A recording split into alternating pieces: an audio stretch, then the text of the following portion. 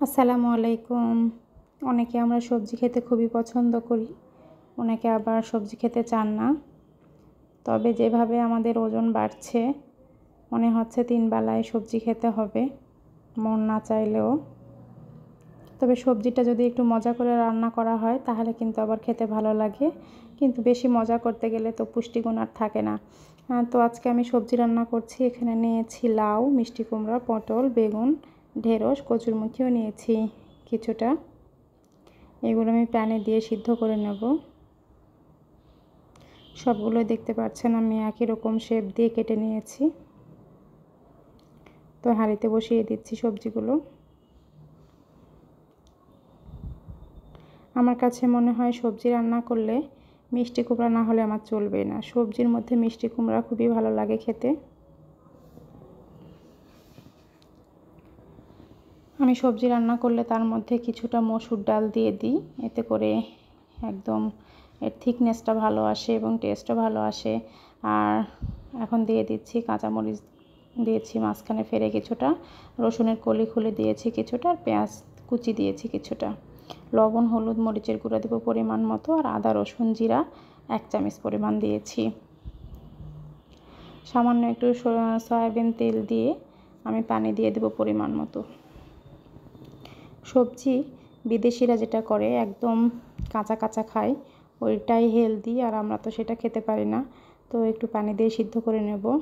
আর সবজির মধ্যে একটু গরম মশলা দিলে ফ্লেভারটা ভালো আসে, এজন্য তেজপাতা আর আস্ত গরম মশলাও দিয়ে দিলাম কিছুটা। পানি দিয়ে আমি খুন্তি দিয়ে সুন্দর করে নাড়িয়ে নেব, যাতে করে মশলা এবং সবজি একসাথে সুন্দরভাবে মিশে যায়।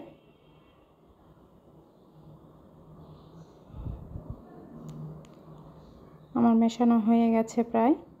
আমি ঢাকা দিয়ে প্রায় 15 মিনিট মিডিয়াম আঁচে রান্না করে নেব। ঢাকা খুলব না, কেননা ঢাকা খুললে নাকি সবজির গুণাগুণ কমে যায়। 15 মিনিট পর আপনাদের দেখাচ্ছি কেমন অবস্থা হয়েছে সবজিগুলোর। প্রায় সিদ্ধ হয়ে গেছে 50%। আমি লো আঁচে আরও 5 মিনিট রেখেছিলাম কুকড হওয়ার জন্য। যখন সিদ্ধ হয়ে গেছে, প্যানে দিয়েছি কিছুটা তেল, পেঁয়াজ কুচি আর একটি শুকনো মরিচ আমি ফোড়নের মধ্যে দিয়ে দিয়েছি। যেহেতু ডাল ব্যবহার করেছি আমি সবজিতে, এজন্য 5 ফোড়নটা দিয়ে দিলাম। এতে করে ফ্লেভার কিন্তু খুবই ভালো আসে। এরকম সবজি সকালবেলা যদি আমি তৈরি করি, তো মাঝে মাঝে দুপুরেও এটা দিয়ে হয়ে যায়।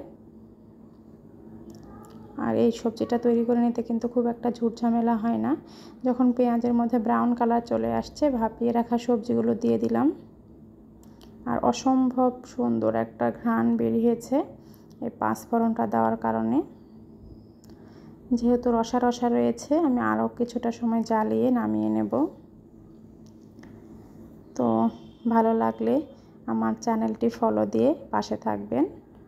যারা ফেসবুক থেকে দেখছেন তারা ফলো দেবেন, ইউটিউব থেকে দেখলে সাবস্ক্রাইব করবেন প্লিজ। আসসালামু আলাইকুম, ভালো থাকবেন সবাই।